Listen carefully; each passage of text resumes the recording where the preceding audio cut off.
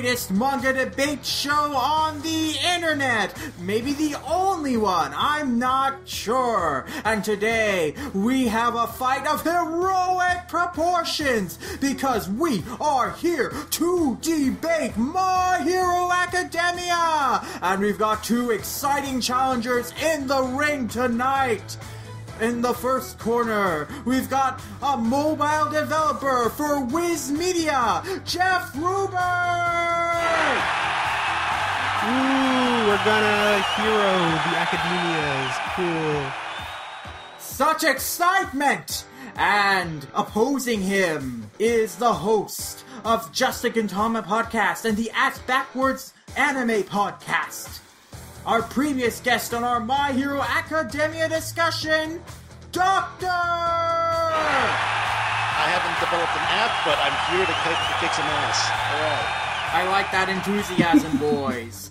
How are you feeling today? Very well. I slept a lot. Preparing for this. Hey, so did I. I'm feeling a little heroic, a little academic, a little my.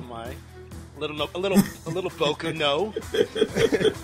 Very good, very good. So, fellas, tell me, why do you think you will be the winner of Manga Fights today? What's your history at My Hero Academia? And why do you think you will be the champion? I think that having recently gone through the entire series, maybe last night, I don't know, I feel like I've at least absorbed plenty of the series to have some knowledge as to why I think I have the right idea about everything that's going on in the series. So I might know more than him. I don't know. Who knows? I don't know. We'll see. That's the point of this fight, isn't it? Interesting confidence. Jeff? I think I agree with you. I think you know more than me at this point. I've recently reread some of the early stuff that wasn't, because basically I started reading the series when it started in, well, not when it started in Weekly Shonen Jump, in the English Weekly Shonen Jump, but I went back to the first issue where it started appearing and started reading from there. So that's basically in the middle of the sports festival. So the past couple weeks I went back and read everything up to that point. So like basically that stuff right after the sports festival I'm really blurry on because it's been a while. But yeah, so I don't have much confidence. That's my stance. All right. The underdogs always depreciate themselves. They don't think that they can do it. But when push comes to shove, they pull through. We've seen it time and time again in Manga Fights. Better it be the fight between me and Josh on Inuyasha, or me and Maxie on Toriko, or even V-Lord and Maxie on JoJo's Bizarre Adventure. You can never really truly tell the winner until the final rounds. Wait, can I just insert? I just want to insert a side note. When I've been rereading the first couple of volumes, and whenever I read Present Mike now, I hear it in Sid's voice, which is a problem. Thank you for the compliment. Thanks, man. You put that on me. Oh, great. Anyway, let's go over the rules for any first-time listeners. There are 2 rounds in the Manga Fights, the debate round and the speed round, each composed of 5 matches each. In the debate round, our competitors will have 1 minute to make an opening arguments. Then they will have 3 counter arguments, each a minute. And finally, a closing argument, also a minute, for a total of 5 minutes of arguments per match. Then, in the debate round, things really speed up. In the speed round, things really speed up. And each contestant has 20 seconds to make their opening argument. They only get 1 counter argument, also 20 seconds, and 1 closing argument, also 20 seconds, for a total of 1 minute of debate time each, for each match of the speed round. Simple enough rules. Are our competitors up to the task? Let's find out. Now let us begin Manga Fights with the first match of the debate round. Round 1! My Hero Academia is a series about heroism. It's a series about what it means to be a great hero. So, gentlemen, in your opinion, what makes a good hero? Okay. right, Doctor, opening argument. Your time starts now. All right. I think when it comes to having a character that represents what is a hero, I would think it's someone who is not an out for themselves, very selfless person who is willing to risk it all to save whoever needs to be saved, to be there as unfortunately, to steal it from the series, a beacon of light and a beacon of hope for the people and the people that he's saving.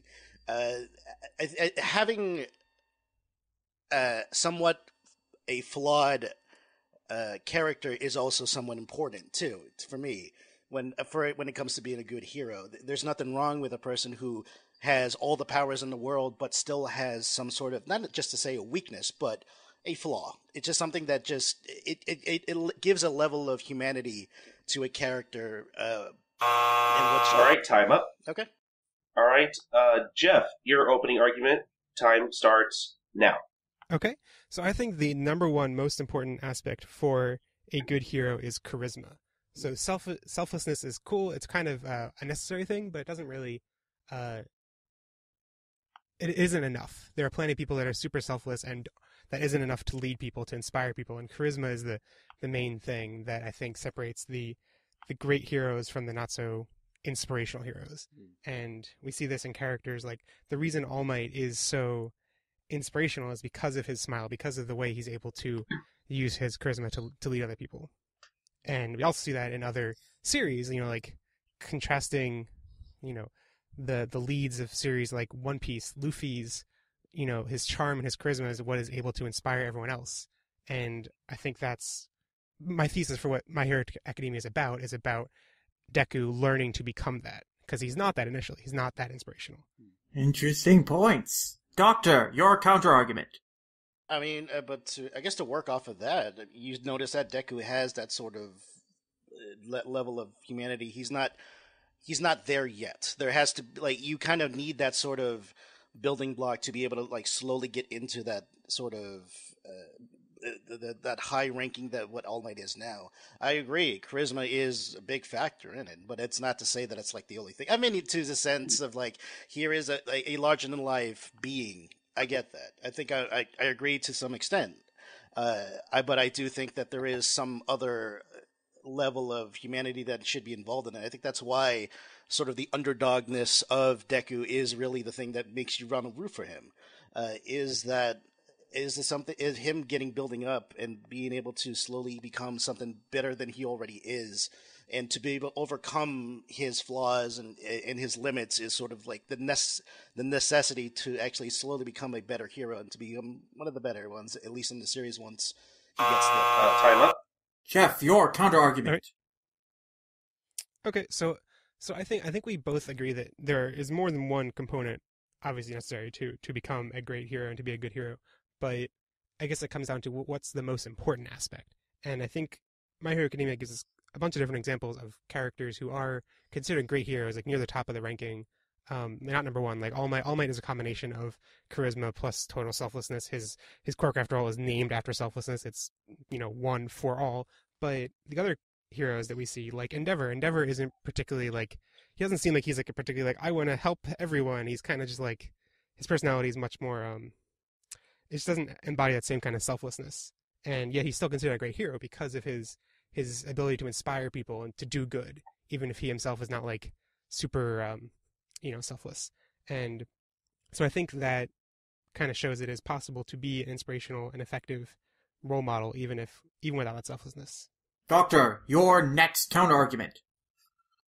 I think bringing up Endeavor is a good point to make, because you notice how when it comes to him, he does not really to come off as a good guy. I guess I think that that's when we start to determine what you consider person good is. That's we kind of have a little bit of, what does it mean to be good as a hero? Is it getting the job done, or is it to be more as a beacon of hope? And I think that's where the difference could lie is like you can get the job done, you could be very skilled at what you do, but do you like what is the cost of that? Do people care about you? Do the people fear you? And that's sort of where you sort of lie that little bit of doubts in what possibly can be, maybe something may turn in the future, but we don't know yet with some of these characters. But I think. All right, time up. Go ahead. Jeff, your next counter argument. Yeah, so I don't think Endeavor can ever really be the same kind of, singular symbol of peace like All Might is. Like, I think we'll probably see that as the series goes on with, him now, Endeavor now being the number one hero, and how he probably can't serve that role as, because he is too despicable in a lot of ways, especially on a personal level, like knowing what we know about his son and his backstory there. So, yeah, I think he's not going... Endeavor is not a great hero, like the best hero, and he won't ever be able to be that number one hero who's a symbol of peace. But I think he totally fits in the definition of a good hero. And I think that's, like was the original question, what makes a good hero? And I think he is, even though he has tons and tons of flaws, he's not, the role model, he's not the perfect hero, but he is a good hero. And I think that's because of his charisma. Doctor, next counter argument. Yeah, I think to some degree, yeah, it's then we start to shape what exactly the definition of good is, or at least hero. I'm not to say that Endeavor is like he is a bad guy to some extent, but he still gets his job done. He is still a hero.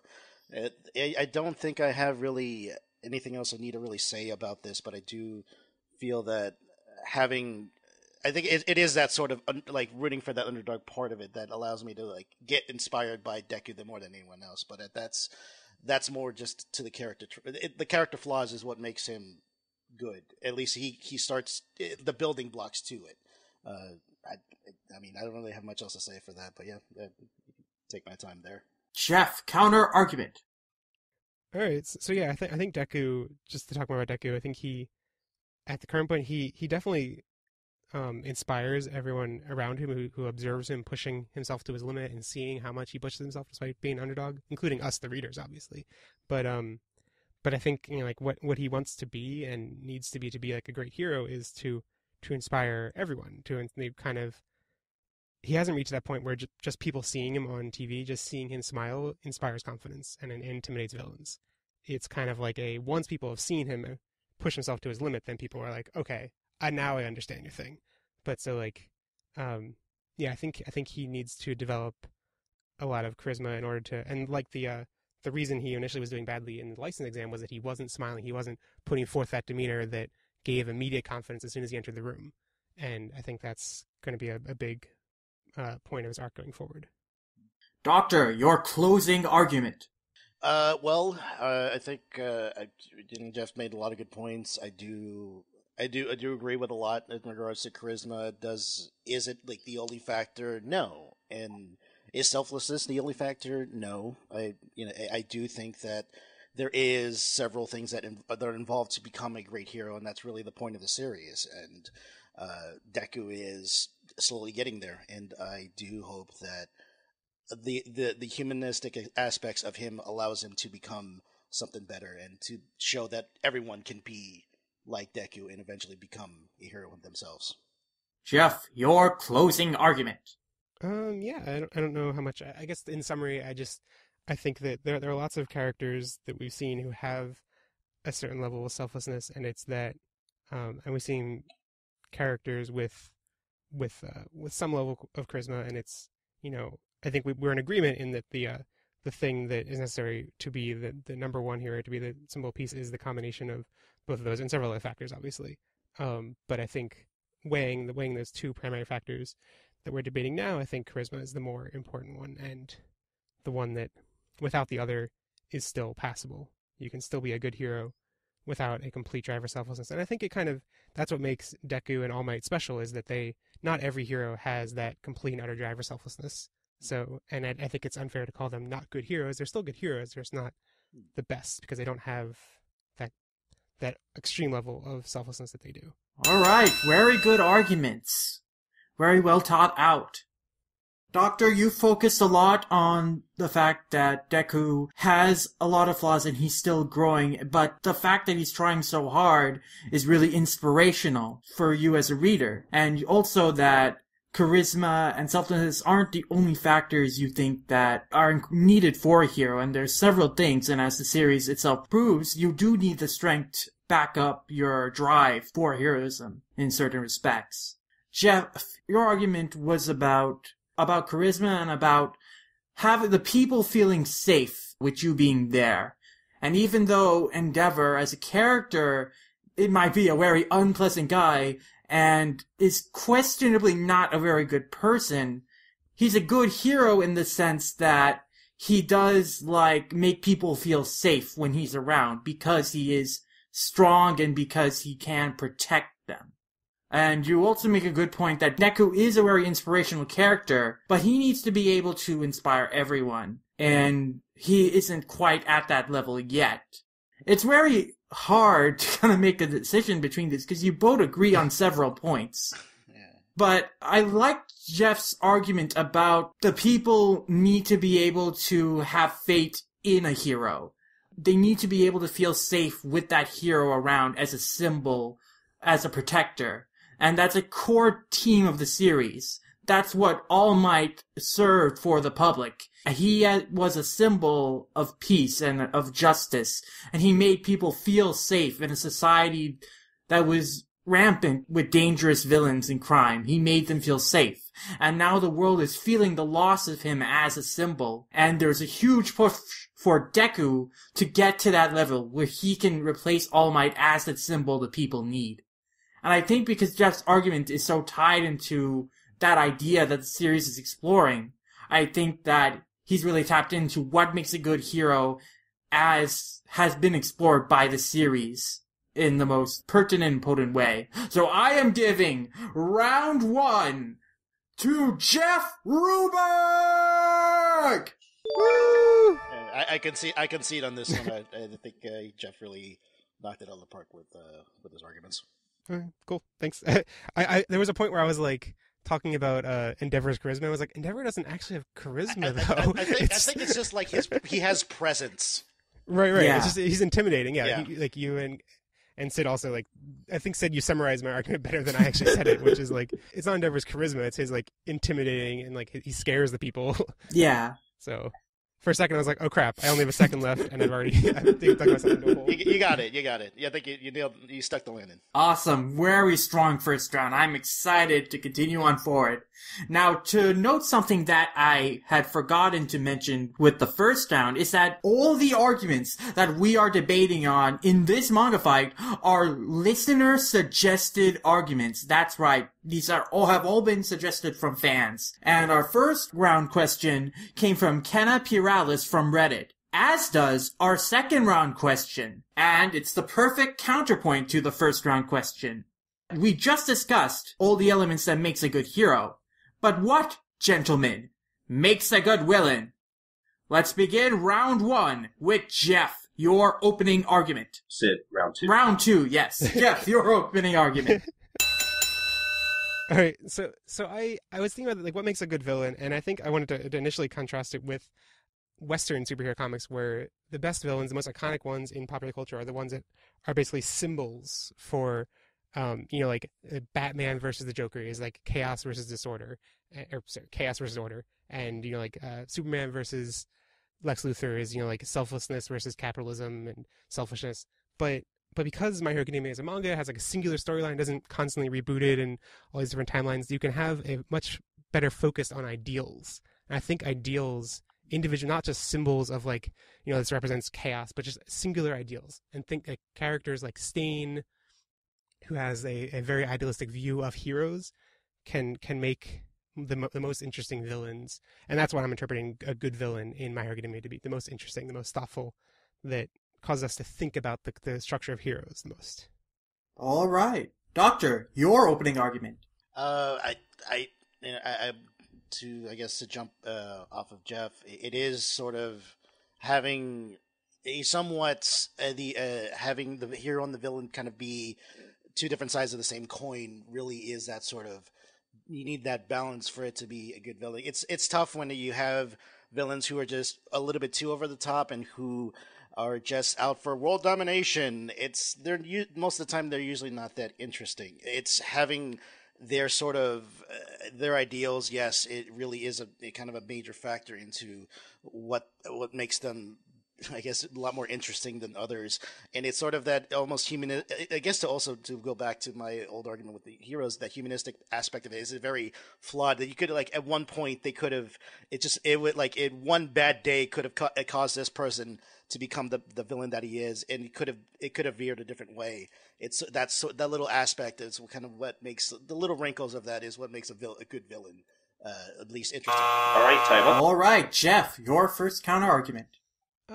Yeah. So I guess the being two sides same coin is important, but it also, I think that's only I guess I'd say it's a limited definition of what I think there are tons of great heroes that aren't the same side of the same coin. I mean, we get that in My Hero Academia with All for One and One for All. They're two sides of the same coin and everything, but Stain doesn't really have a counterpoint, like a direct, oh, this Stain is the dark version of blank. He does have a point where he could have been, he could have turned at one point, like he was on a track to become a hero and then turned to become whatever he is as Stain. And so there is that aspect of it, but I think I think more important than being a reflection of heroes is having their own ideals and basically, yeah. I mean, I guess we're in agreement in the sense that they can't just be overarching like, oh, I'm going to rule the world, but yeah. Doctor, your counter argument. I think we're kind of almost in full agreement. It is that sort of the idealism, because it is. I think that's one of the best things about Stain you've mentioned, because it's sort of him saying that, like, no, I have a goal, I have a thing in mind. But I have a reason for it. It's the fact that he is the hero of his own story, and that's what fascinates me about someone like him, where. If you look at even the League of Villains, they're very one note to some extent. Obviously, Shigaraki is sort of eventually to become that giant supervillain, but he's not there yet. Obviously, All for One is a lot more charismatic. To roll back from the hero discussion, but there is sort of a mixed thing. It's just like, it's not just one aspect. Yes, the two sides of the same coin is one part, but I think having the overall motivation makes a lot more sense to be a good villain. All right, it seems both of you guys are on the same level in terms of these arguments, so I'm going to add in a new element of this debate. Originally, Kenneth Prialis' question asked for us to use Shigaraki and Overall as contrast in what makes a good villain. And I want you guys to start using those characters as contrast and debate what makes a good villain on those lines. Jeff, I want you to debate on why Overhaul is a good villain. And Doctor, I want you to debate on why Shigaraki is a good villain. All right. So I'm going to defend Overhaul as a good villain, but I think the easy way for me to do that is to tear down Shigaraki. At least the current moment, Shigaraki is kind of defined by the fact that he is being molded, that he currently is still a man-child and no puppet, no puppet. Yeah, and whereas Overhaul is very much like coming in with full confidence, and he's like, I have a plan. I don't think we don't have a clear sense of what his ideals are yet. So it's hard for me to argue, because that is my thesis for what makes a good villain. I don't really know what his ideals are, but I get the sense that he has them, and we just don't know yet. And I guess I'm curious to see what they are. Whereas Shigaraki, I think we kind of get the sense that he doesn't really have ideals. He's just being groomed to be the next One for All, or All for One. Yeah. All right, Doctor, your counter argument. Why didn't you give me Stain? I think that's with Shigaraki. It is sort of, at least he's getting to become that evil villain that his father wants him to be. And yes, he has a goal, which is, I mean, it's very one note, but it is about taking down All Might. And to some extent, yeah, it happened. It wasn't his doing, but I think he's trying to find his place in the overall scheme of the world. And I think that's, if anything, probably the most dangerous, because him not having a goal means he can pretty much do anything. So I do like at least a sense of just spontaneity that could possibly come out of him. And I know I said that word incorrectly. I think that's all right. Time up. All right, Jeff, counter argument. I guess I'll just build up Overhaul more, because I think his design is one of the, I mean, especially compared to Shigaraki, because Shigaraki I think is, certainly super effective as a it's just really weird, creepy horror, all the hands and everything. But Overhaul is so normal, it's like chilling. Like he like just visually just is a normal dude with a plague doctor mask, and it is it kind of like subtly calls back to imagery that of, well, I don't know when plague doctor masks originated, but I think people kind of have like a World War II vibe. I'm not actually sure. I'm going to stop talking about that because I don't know what I'm talking about. But anyway, and it's really chilling, and they have that motif with his other subordinates, and I think that makes him so much more intimidating, because he's just he's not in some fancy getup. He's just a normal dude walking around, and that just shows tons and tons of confidence. Okay, Doctor, your counter argument.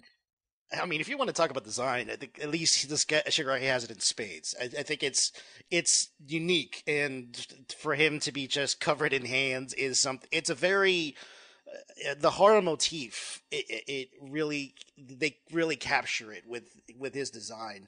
And really, it's, if you want to talk about intimidating, he putting him in front of other people. Yeah, he is intimidating, especially if he doesn't have his hands out in front of him. That one time that he had Deku held up was probably the most chilling moment in the manga, prior to several of the other events that happened later on. But it's if we're just breaking down design, yeah, it is simple. But when you put him, a regular dude, in front of this guy, you think that's a bad guy, that's a villain. But if we're just arguing with aesthetics, that's pretty much all my argument my defense for Shigaraki. You just look at that guy and you think, okay, yeah, he is a bad dude. All right, Jeff, your closing argument. Okay. So closing argument, I'll tie back into the original question of what makes a good villain, and also Overhaul. And I think it's important to look at how Overhaul comes from this dying institution of Yakuza, and he is, for some reason, the what seems to be the last remnant of them. There's something to that. Why, if all the Yakuza have fallen, why is he the one that has remained? And I think that will ultimately come down to his ideals once we learn fully what they are. We know he has big goals. We know he's intimidating. We know he's the first real obstacle. We've seen the League of Villains threatened by him so much more than they were when they've been continuously defeated by the heroes. And every time they seem to just be, okay, let's work on the next plan. But up against Overhaul, up against his Yakuza organization, they are much more threatened. I think that shows his effectiveness and his influence over the story going forward. All right, Doctor, your closing argument. Shigaraki will eventually become the big bad. It's obviously written in the stars, the way the series is going, but how he gets there is really it will be a journey. It will be a journey to see where it is. It's in him following along with Deku to eventually achieve their goals is really, at least somewhat, the more interesting parts of My Hero Academia, and I do think that he will eventually get there once he gets through all of his childish behavior. Once he learns his place and understands what he needs to do, he will be there. But until then, we have people like Overhaul and Stein to really look forward to in the future. All right, that's the match. Colton, I want to hear your opinion on these arguments first. That's a tough one, because at first, I will admit, I thought it was a bit unfair that Sid gave Jeff the option to argue Overhaul over Doctor arguing Do you know Shigaraki. why I did that? It's precisely because of their initial arguments. Jeff was arguing that the most interesting villains are the ones with big ideals, and we don't know what Overhaul's ideals are yet. And Doctor was arguing that the best villains are ones with great motivation and were like the best, the most interesting goals. So I gave him Shigaraki because he said that he didn't find the League of Villains interesting in their motivations and goals. So I precisely wanted to see how they would argue a character that represented the opposite of what their initial arguments were. Now, okay, so I understand the motive now. That you, Sid, this is why you're the judge. This is why you're the host of Manga Fights, not me, because I never would have thought of it like that. See, if I were in Doctor's shoes, I'd be pissed because I'd be like, how do I argue that? I really wasn't expecting. I was expecting Doctor to kind of have a hard time, but he did bring up some good points that even I was kind of like, oh, okay, I didn't think about it like that. So I was kind of rooting for him a little bit. But I think overall, I thought both made somewhat compelling arguments for both villains, especially since we know so much about them in one aspect, but are kind of lacking in information on the other with both cases. So turned out very interesting. I don't know personally who I would pick this round because I find myself kind of agreeing with both of their arguments. I thought they both made good enough arguments personally. I put you guys in a challenging position because you had to argue characters that were in many ways reflected the opposite of what you were initially arguing for. But both of you pulled off very strong defenses of both Overall and Shigaraki. And that makes my job as a judge even more harder. So I have to think about, how well you argued these characters in conjunction with your opening arguments. And I think that the best argument was made by Doctor, because he started expounding on the idea that the best villains are ones that are really good parallels to the hero, and you can see them walk the thin line between hero and villain. And Shigaraki is, in much respect, a great parallel to Midoriya. In that he, in the same way where Midoriya is growing into the role of filling All Might's footsteps as a great hero, Shigaraki is still growing into the footsteps of All for One and becoming a great villain. And Doctor was arguing that Shigaraki will become the big bag at some point, but he has growing to do until he gets there, and that's what makes him very interesting. And the fact that he doesn't have a clearly defined goal right now, that he's still figuring himself out, is what makes him so fascinating and dangerous in comparison to Deku, who has a very well-defined goal of what he wants to be. So I am giving round 2 to Doctor! Cool. As soon as you said the two sides of the same coin thing, I was like, oh crap! When I wrote down in my notes, I wrote down ideals as my point for this one, as my topic. But then I realized oh crap, no, I wanted to revise before. I was like, oh wait, what I want to talk about is having parallel, having the same kind of ideals but flipped or something like that. Yeah. And then I forgot to write that down. I was like, no, oh crap, that's what I meant to write. Those are. I was going to say those are still better notes than.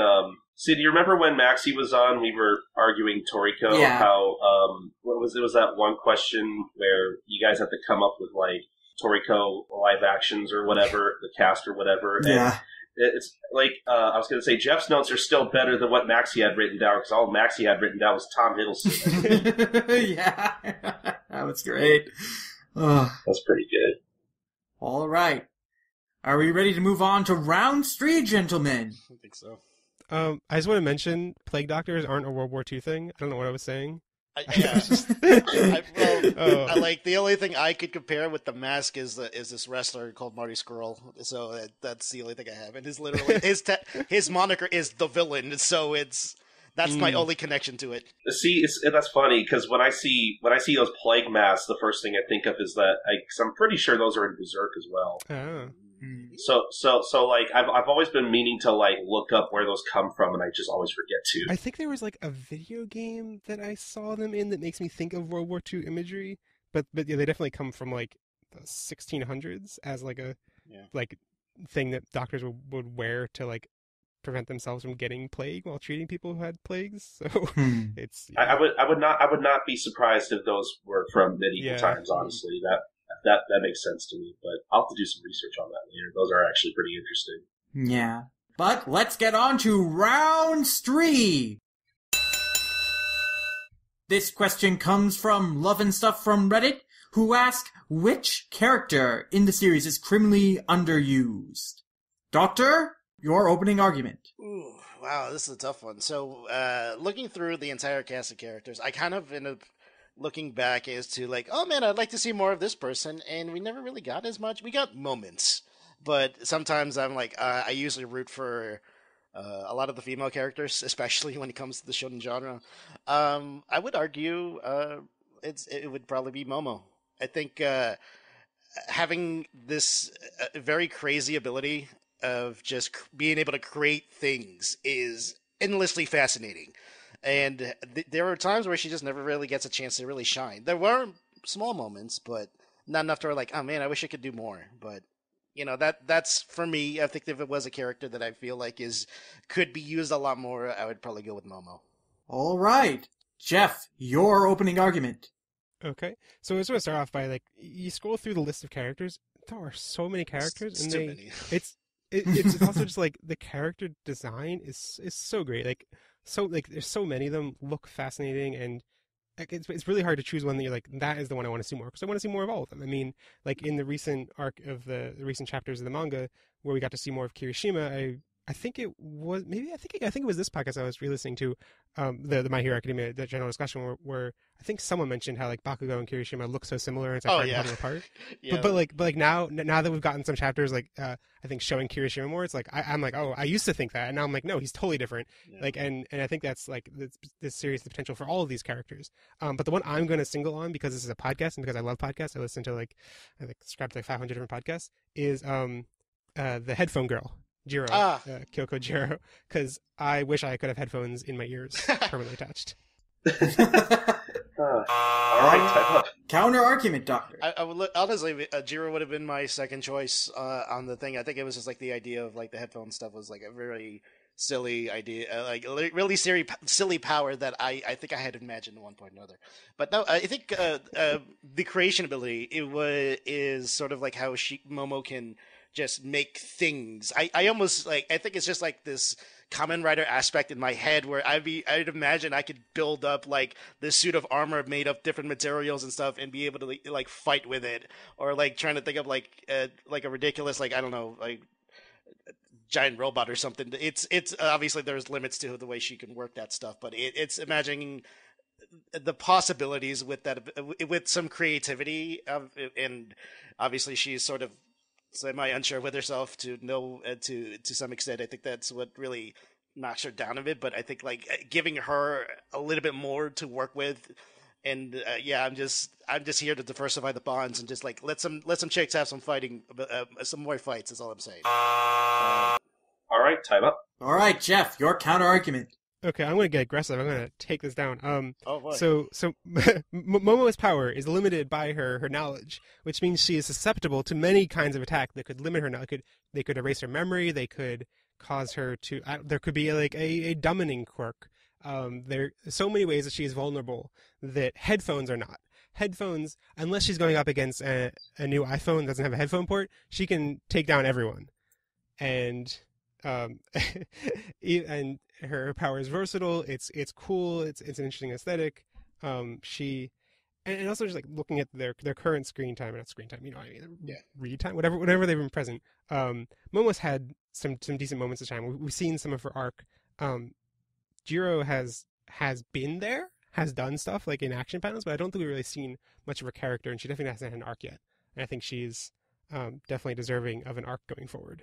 All right, Doctor, your next counter argument.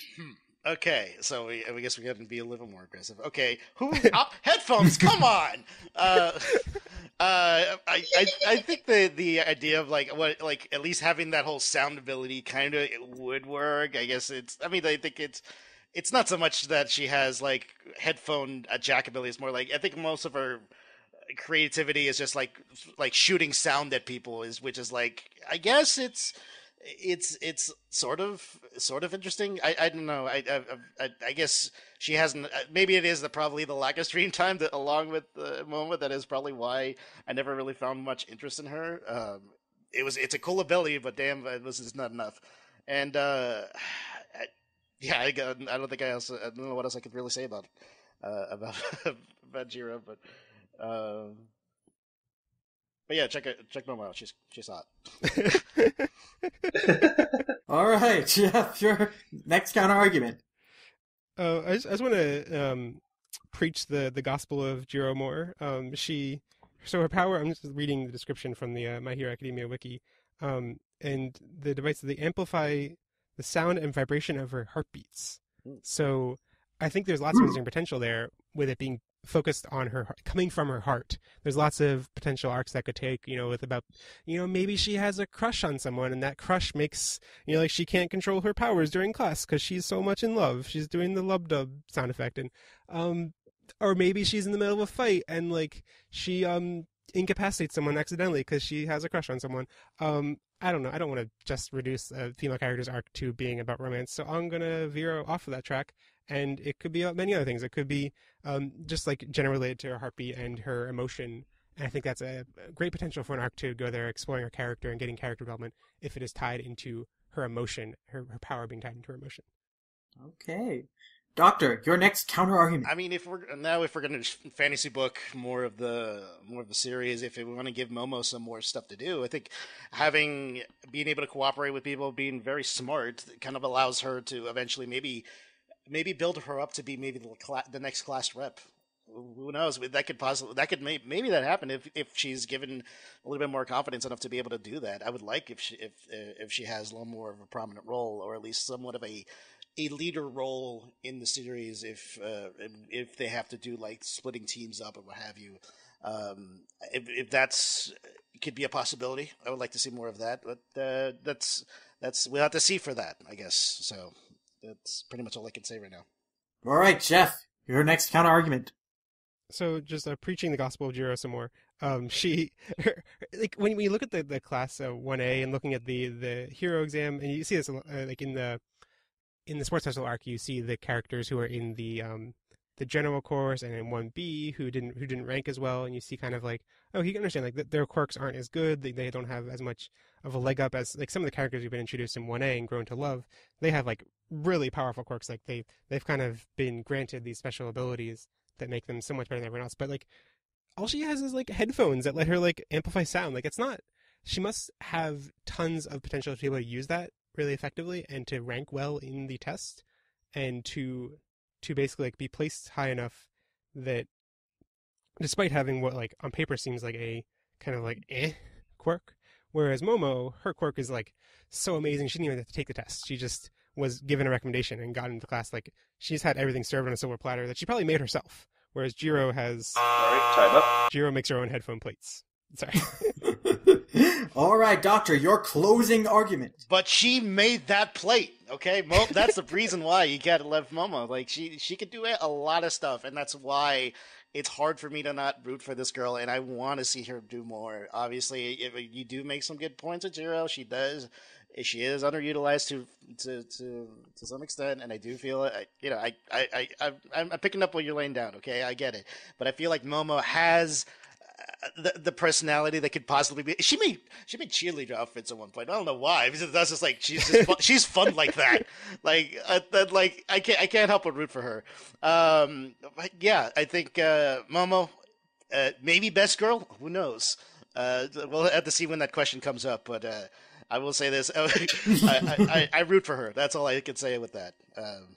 All right, Jeff, you got one last chance to preach the gospel of Jiro. Make it a good one, brother. So I'm going to close by looking at an aspect of characters that I'm not sure many people in the English fandom know about, which is that their names and kanji have lots of fun kanji puns. Some of them are obvious, like Tetsu, Tetsu, Tetsu, Tetsu is just steal, steal, steal, steal. But looking at Momo Yarazu, her name just like Yarazu means like a great uncountable number. And like it's like, okay, I guess she can make lots of stuff. That's not really that funny of a pun. That's not that great. Whereas Kyoko Jiro, her pun is that her name contains the kanji for ear, sound, reverberation, and incense. I'm not sure what incense is anyway, but like the ear and sound thing is cool because that ties into her theme and that's what she's about. That's much better than the like lots of stuff, I guess. And I think it's cool to be defined by ears and hearing and sound much more than it's to be defined by lots of stuff. That's my argument. All right. All right, that's the match. Colton, I want to hear your opinion on these arguments first. Well, my opinion is that I think you guys both chose the wrong answer. I personally feel like, and hear me out on this, I think a lot of people will agree that I think probably the most underutilized character in My Hero Academia is probably Mineta. You know, like why can't we have more Mineta? You know, like I wanna see more of his wacky antics. I wanna see him get like a side story in like a Psycho Jump or whatever magazine. I don't know. He should have his own. Man, it's a good thing you weren't debating, Colton. You would have lost handedly.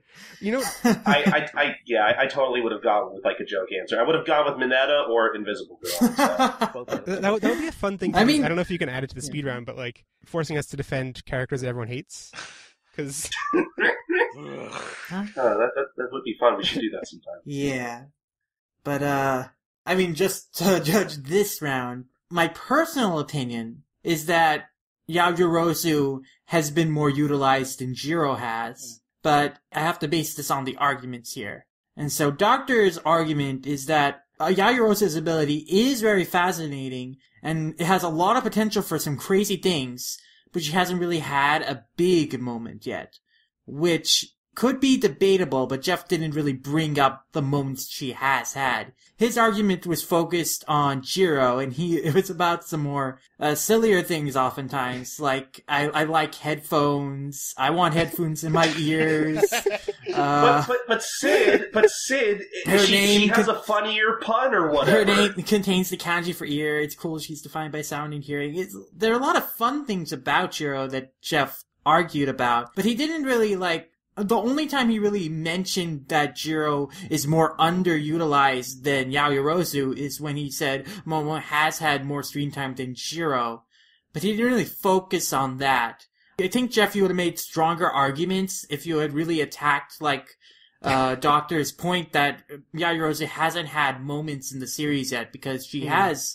I think she has had quite a few moments. She's had a few chapters devoted to herself. Like in the end of term test, there was an entire chapter devoted to her self-confidence issues. So while I personally feel that Jiro is a more underutilized character, I think Doctor made a stronger argument for why Yaoyorozu should be more utilized and the potential of her character. So I am giving round 3 to Doctor! Yeah, Momo also means peach. And she's underage, so I can't make that joke.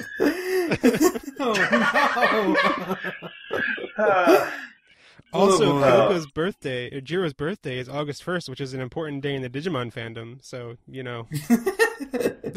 Can I just say I'm disappointed that there's not enough mudslinging. You guys need to sling more mud.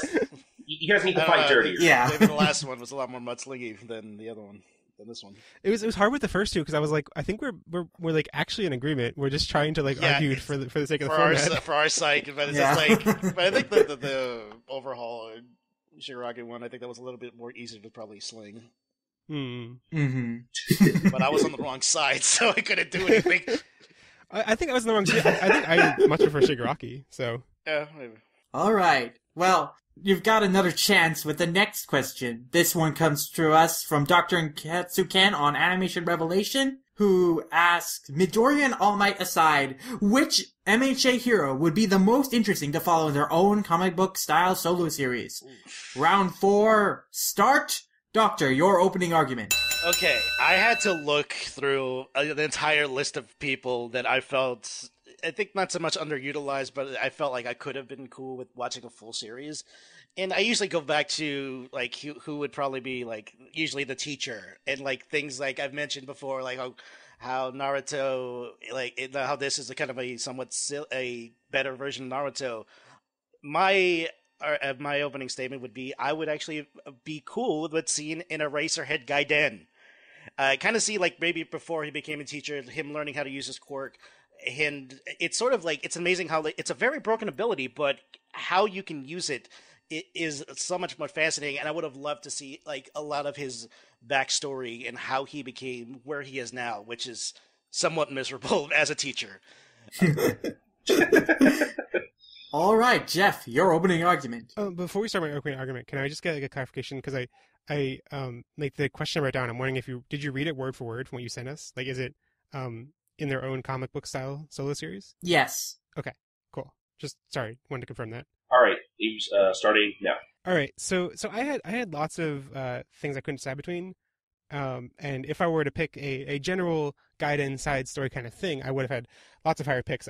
My number one pick would have been Bakugo's mother, because I think that would be a great story. And but the question we got, the specific question we got was to follow in their own comic book style solo series. And that comic book style, I think, is one of the most important aspects of it. And I'm going to refer to the source material for the strongest argument here, which is Todoroki. And Deku, when he, I guess when they're confronted during the sports festival, says this is the kind of character who would be the star of their own comic book style story. So I think that gives me canonically the best answer and objectively correct. But I also think it'd be really interesting. I mean, there's a lot of potential to see from his perspective, to see maybe more in depth the backstory, what happened with him and his parents, and there's lots of potential there.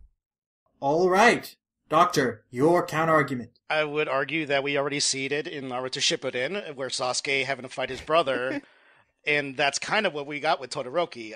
But no, I think that's the thing with Todoroki.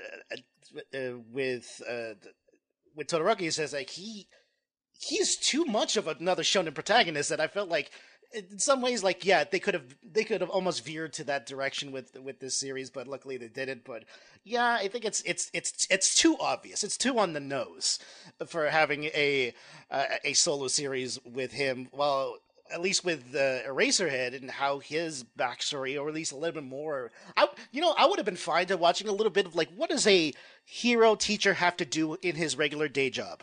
What does he do? How many papers does he have to write? Like, we don't know about that. Nobody knows the story about teachers. Teachers don't get a fair shake in this country. There needs to be a story about them. All right, Jeff, your counter argument. All right, I think that's an interesting story, but it's not comic book style. It doesn't. It doesn't remind us of, like superhero comics and those kind of standard narratives. And I think there's lots of potential for stories about Todoroki that we haven't seen. And before he enters the school, and we saw some of his backstory with his parents, but he could have lots of adventures inserted in there. He could have, one thing that'd be cool, because we don't want to see his, like, is he tempted to the dark side, like Sasuke thing? Because that's kind of done before. Like, we got a better story of that with Bakugo being quote unquote tempted to the dark side and resisting and be like, no, hell no, I don't want that. I think it's much more interesting. But maybe Todoroki, like, before he joined the high school, in his middle school days, was like decisively on the dark side because of the abuse that he received from both of his parents. And maybe we could see the story of how he came to reject that before the point of the series. That would be interesting. All right, Doctor, your next counter argument. So Eraserhead still has a lot of. I would have liked to see, because having the Eraserhead Gaiden story, you could have also see maybe some of the early times of some of the other characters. I mean, obviously, All Might is sort of like, they're very clashing personalities, obviously, given the way they interact with each other. So it would have been nice to see like those early days of like him being around All Might. I wonder if it would be funny to be like, imagine that sort of like him accidentally using his powers on All Might and suddenly seeing who he actually is, even though it's sort of public knowledge by the teachers' organization. But we would like to see that. There's still other characters we don't know about. We would like to see the younger days of some of the top heroes. It would have been a cool idea to go with that. And more obviously with him, I think you see he's a very comparable fighter. He could even during the USJ stuff, you got to see him fighting a ton of people, and you wonder like, man, I would have loved to see how he was back in the day, just learning his powers.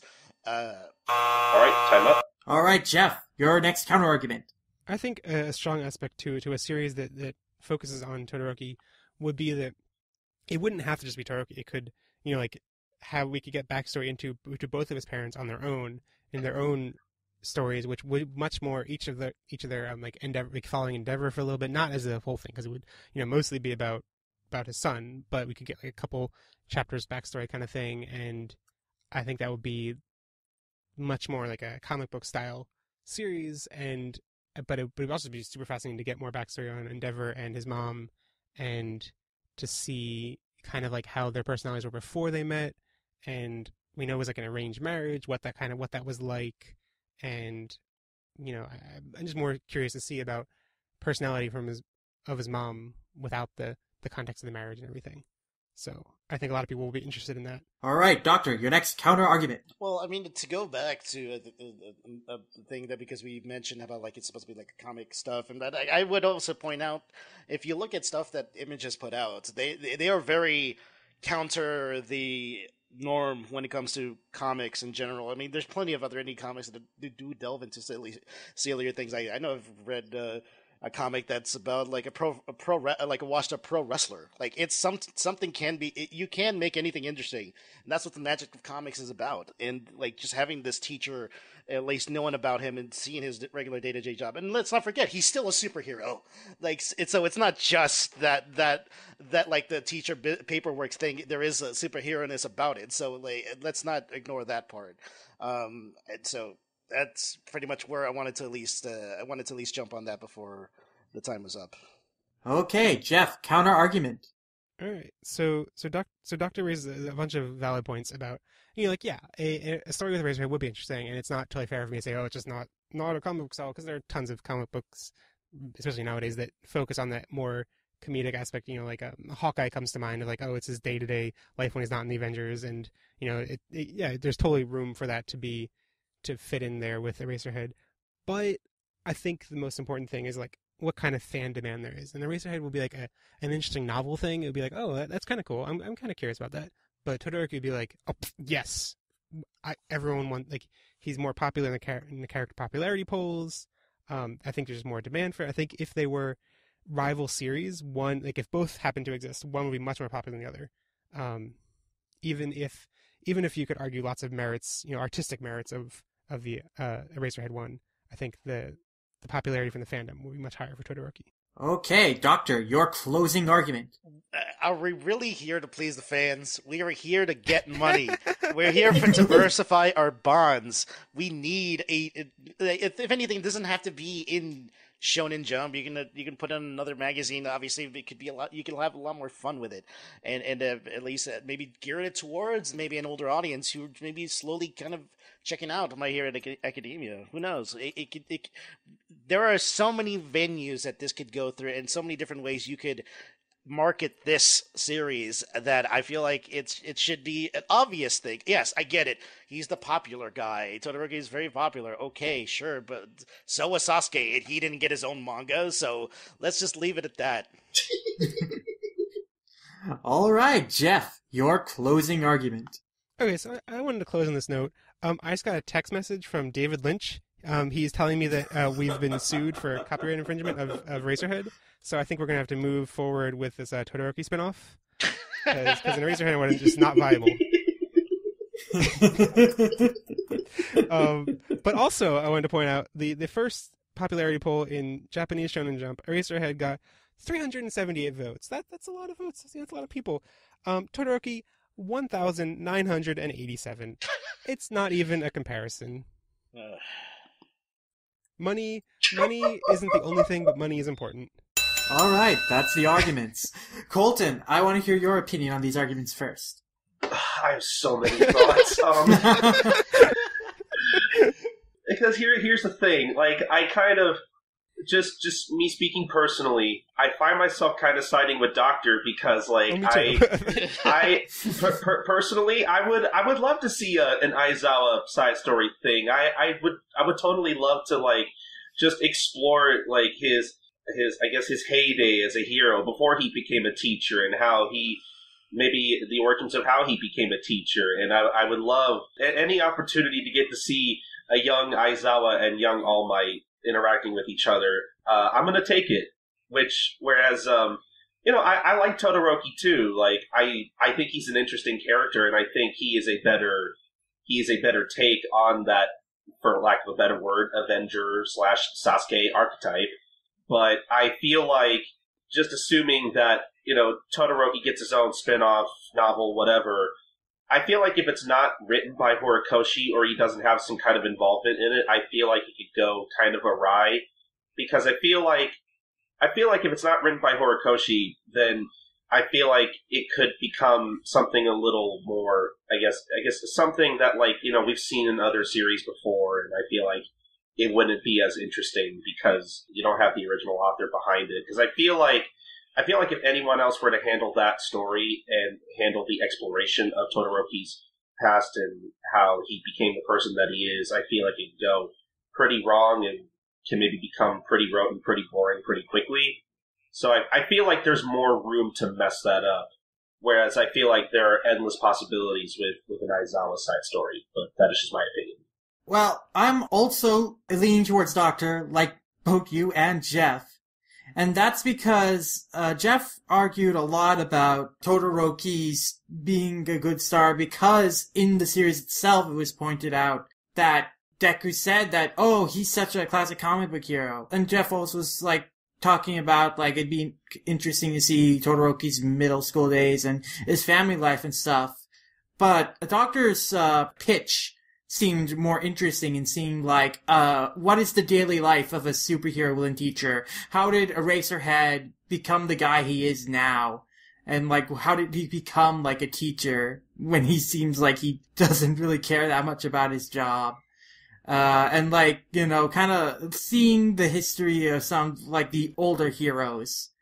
That seems like it has more potential. And another thing that really sold me on Doctor's argument is that he refuted Jeff's point that Eraserhead series wouldn't be like a good comic book style solo series by bringing up that there are a huge variety of different kinds of comic book superhero style series that like are about all sorts of like premises and silly things, and that like an Eraserhead series would fit right into some of those kind of things.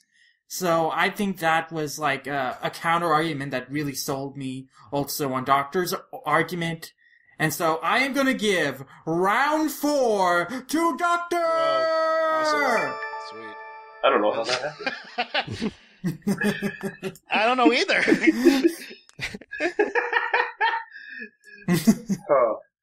That was a really interesting discussion, though, I do have to say. Mm-hmm. Yeah.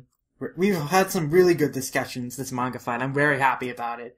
And now, this final question should provoke quite a lot of discussion as well. A lot of interesting, heated discussion. So let's move on to round 5! This question comes to us from June Maywell on One Dream Adventure Reborn forums, who asks the question that's been on everyone's minds: who is the traitor? Doctor, your opening argument. This is a tough one. I have thrown plenty of jokes about who could possibly be the traitor. Obviously, having Invisible Girl being the primary numero uno. As far as who could possibly be the actual guy who's been leaking all this information, I feel like it has to be a teacher of some sorts. If someone high up enough that knows enough about the school and what's going on with it, it makes sense. I would throw some weird one out there. Maybe someone like 13. You don't know who he is. You don't see him, obviously, with the getup. And having that ability, the black hole ability, is a very dangerous ability that I could see be used against plenty of other heroes, and how you could fight against them. It could be very interesting to see, but it is tough. I can almost swing any way. But if I was gonna pick one, I'll throw this one out there. It's like a weird wild pitch curveball thingy. All right, time up. All right, Jeff, your opening argument. Okay, I don't think it has to be someone in the staff or the teachers. I think there's plenty of information that's been leaked that could just be overheard from just observing these in the school, and someone particularly perceptive could maybe connect dots that some other students wouldn't pick up on. And I think the most important determiner in choosing who is going to be the traitor is that it has to be someone who's like dramatically satisfying. If it's a character that we haven't seen before, if it's someone from like Class B who's just been shown in the background but not really been expounded on, if it's the shady mind control dude from the general studies program, like those are all the general studies dude is too obvious. The other ones would be too out of the blue. I think it's someone who's been hiding in plain sight the entire series. It is Tokoyami's shadow. All right, Doctor, counter argument. I mean, I would probably argue as far as like how sentient is the shadow itself. Does it have? Not, I mean, I know it does grow wild at times depending on his mood and what have you, but it doesn't really like. It doesn't have a like. Is it? But at that point, how far does the shadow go? Is it even? Is it? Wouldn't it also be attached to Takeyomi? Is Takeyomi even involved in the entire thing? That's sort of. It has some layers of the little things you can poke holes in. So I mean, I would probably go back to having 13, so almost be somewhat. It would be like a kind of a slap in the face for the kids, because you see, he's the guy who told them, like, hey, don't use your powers for bad things. You could possibly hurt some people. You don't know how dangerous this could be. And for him be involved in the same situation, in the same moment when all these villains show up. Obviously, Eraserhead was also there, and but it's one of those. It's like, oh, this was at least the first moment of something bad happening on his watch. So you could. All right, time up. All right, Jeff, counter argument. Okay, so my whole theory for the Traitor isn't just Togeami Shadow, period. Because yeah, there are tons of holes you can point in that. I think what it is going to be is some kind of memory manipulation or a memory stealing kind of thing that maybe like an unintroduced character we haven't seen so far, but that when we hear like what that kind of quirk does, it would have some kind of obvious, like we would suspect, okay, maybe someone has stolen memories from the student or the staff, but we would have noticed. They would have mentioned they don't have memories or they're missing memories or something. Unless it's a character that's kind of has agency but kind of not, and like we don't know the full details of Tokoyami Shadow and like how much agency it has, but Tokoyami does talk to it. It seems to have its own personality, and I think there's plenty of room there for like something suspicious to happen and Tokoyami to just not suspect it, because it's like, well, my shadow like never really fully cooperates. Like at night when he's sleeping, it kind of like when there's darkness, he doesn't have much control over it. So lots of potential there. All right, Doctor, counter argument. Okay, so I mean, I'm still going by the fact that we have teacher high up. There's so many other secrets that could have been said that we don't know about. I think that's one of the things we also have to be wary as well. Like, and that's the thing, like loose talk. Like you can also argue like how valuable is loose talk? I mean, maybe the shadow could go everywhere. I guess you could probably argue that, but it seems a little bit more far-fetched, and it's even also limited how far it could go, because I know that the whole light and darkness thing also is a factor in how far it could possibly be used. So there is some limits to that, and like it's not often like the teacher's going to be talking about something important late at night when Takeyomi is also there, and how far does that reach? It's hard to really gauge that, and it's hard to really be able to support that. So I still would lean towards someone like 13 is like it could be manipulating stuff in the background. We don't know yet. I think that's what's all right. Time up. All right, Jeff, counter argument. So I'm just going to tear down this 13 argument. So the main things pointing to 13 in particular are that there's more evidence pointing to a teacher than a student, which, incriminates a whole range of people, at least 15 different staff or teachers we've seen so far, and that 13 is shady because they have a mask on. But like lots of characters have masks. That's not, and most characters have masks of some form in their hero costume, but then, we see them with their masks off. So, there's something to that. But also, none of the other staff suspects them because of not seeing what they look like under the mask. They all... It's not like a thing that's raised in universe of like they seem shady because we don't know what they look like under the mask. So I think there's something we don't quite know about, like they trust them for some reason, and I think it would be dramatically unfulfilling for them to just be wrong to have trusted them the whole time because of that. And I think the most important thing we can use to guessing is what will be dramatically satisfying. So, all right, Doctor, your counter argument. Well, I mean, if we're talking about just, I think having a traitor be amongst a group of people, there has to be some level of comeuppance. I would have hoped so. But so if the shadow is then the person behind all this, what what is the result of that? It's just like, oh, yes, it's a shocker, left field, out of the blue kind of thing. I get that, but then what happens then? Now, I'm assuming that then you have Takayami feeling probably the most judgmental about everything, about like he's the one that he feels like the fall guy after all of this, and not even be involved in it. And then what do they do to just hold the shadow? They hold Takayami. What do they do with that? There's no real. I mean, there is no payoff to the betrayal. I think that's where I would probably argue that. Yes, I understand. It seems shady, like a quote unquote shady that I'm saying just because the guy has a mask that we don't know anything. Yes, and also plenty of people have masks, but there's still some level of just like there has to be somewhat. There's just a little bit of logic that I could. That's enough for me to point to someone like 13 as being the actual traitor after everything, but.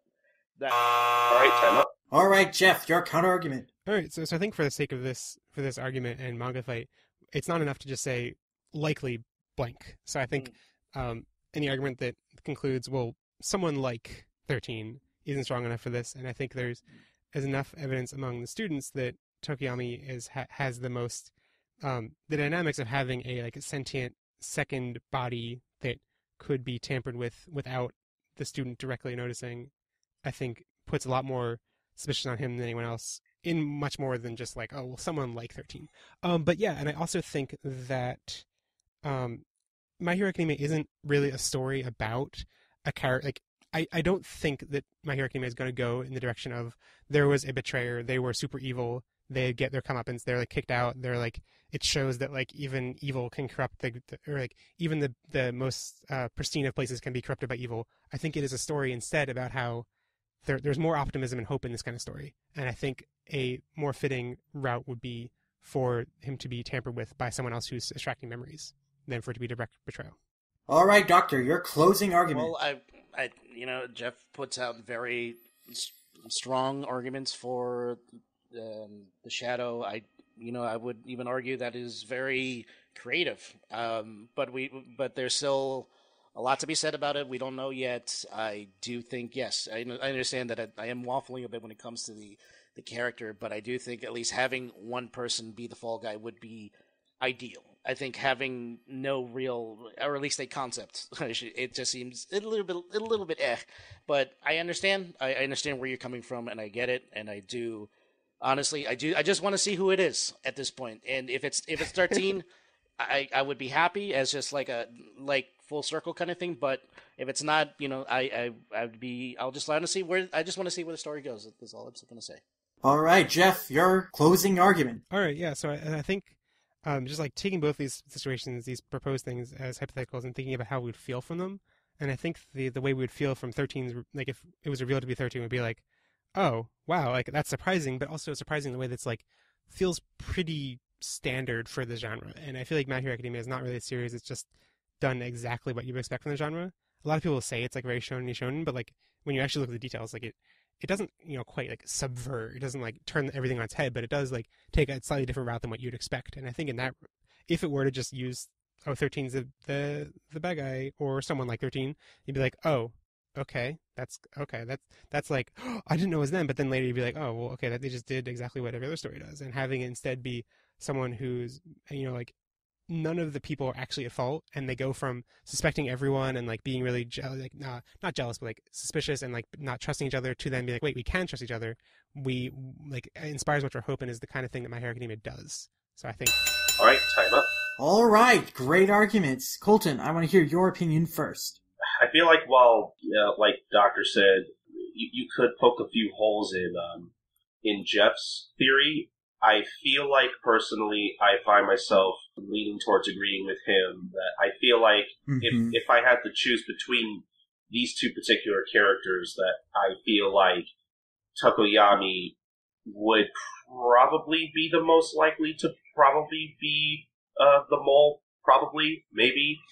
But I actually want to posit this out there, because Doctor also, I think, mentioned that it has to be, most likely has to be somebody with the most dramatic weight to him. That was Jeff's argument. Was it argument. Jeff's? Okay, my mistake. I definitely believe Jeff's argument was the strongest as well. Well, hold on. I think that both. Sorry, Okay. sorry. I just wanted to put out there. I'm kind of now thinking, what if it turns out to be Aizawa? That would be dramatically interesting, but based on the text, it seems like a stretch. But just to go off on and declare the winner here, I think that both 13 and Tokiyama's Shadow are equally implausible choices. But Jeff's argument that what would be the most dramatically satisfying and what would be the most unexpected and surprising, in that light, Tokiyama's Shadow being the mole would get the most emotional reaction. Because Tokuyami is a character that we have come to learn about and have come as readers to trust a lot more, and in the series is trusted by the fellow students a lot. So for his Shadow to be the mole, to be the one that's leaking the information, that has a lot of dramatic potential, both in turning everyone's trust against Tokiyami and Tokiyami also having self-guilt about something that he wasn't even aware of. So I think in terms of what has the most potential and also who argued their choice best, I think that the winner of round 5 is Jeff Ruberg. There we go. Yeah, honestly, But the overall winner of the debate round with 3-2 is Doctor.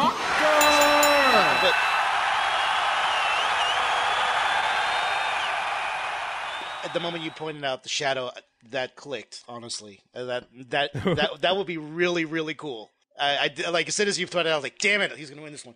But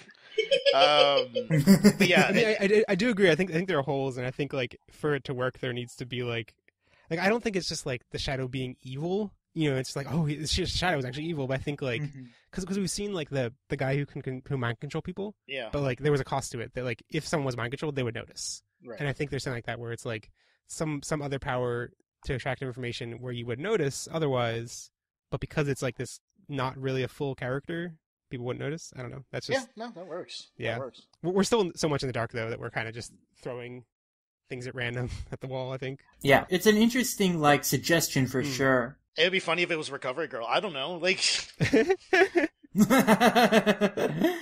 Yeah, there are a lot of fun choices you could think about of who could be the traitor. But I think we have completed the debate round, and now we can move on to the speed round. Yeah, this is where things get a little mudslinggy. Okay. Oh yeah, this is where things really heat up and get expedited.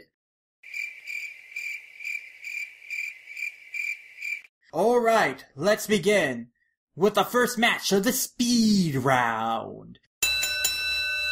This question comes from Electro Dragonfly on Reddit, who suggested if we really wanted to start a fight, guys, who is best girl? Jeff, your opening argument. Hold on, let me find. I did not write this notes down. Okay, 20 seconds. I think best girl is Bakugo's mom. No, for real, it's the Frog Girl. Definitely Frog Girl. Frog Girl's most popular.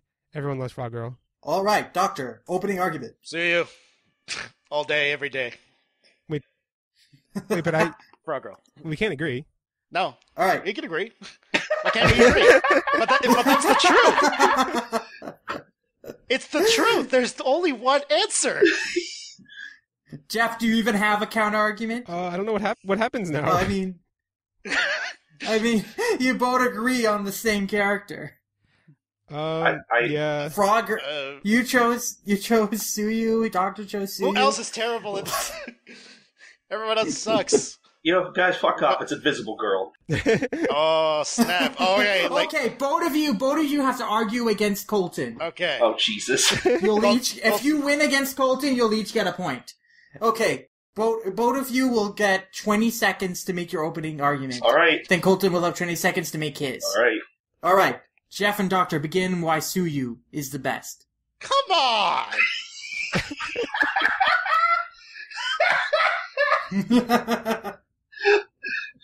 Is that it? I have another Colton, your counter argument. Okay, fine. Invisible Girl, she's pure. She's a girl. She has a great gag, and she has 1,000 comedic possibilities. And we even got to see her nude one time. I mean, come on, guys. Like, that's my argument. There. Beat that. All right. Jeff and Doctor, counter-argument. So she's the perfect mix of like cute but also strange, and I think the fact that she's resonating with so many people is a great testament to human nature, and I think she represents everything that humanity should be. And she's not upright. She hunches over a little bit. She's not perfect. She has her flaws. Everyone loves the flaws. Everyone loves the frogginess. All right, time. Yep. Colton, your counter-argument. I give up. I'm sorry. It's Sue you. I literally used all my ammo in my. I have to give it to him. It's Sue you. The winners of the speed round are Jeff and Doctor. This is why I don't fight against anyone on Manga Fights so much anymore, because I give up too easily. I feel like this was a given. Yeah, I mean, if I had like my personal opinion would have been the headphone girl, but then I was like, well, that's not going to be defensible. So I need to be defendable with Frog Girl. All right, but on the flip side, who is best boy, guys? Oof. Second round of the speed round. Start.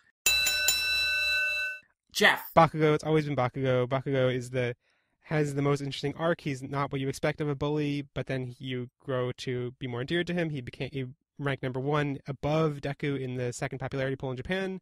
Everyone loves him. Everyone doesn't like loving him, but they still do anyway. All right, Doctor, opening argument. Oh, Deku, come on. Like, he's the main character, but goddamn, you gotta root for this kid. Like, he's lovable. You want him to win everything he possibly can, and you want him to become the best. That's was the best part of it. He's the best boy.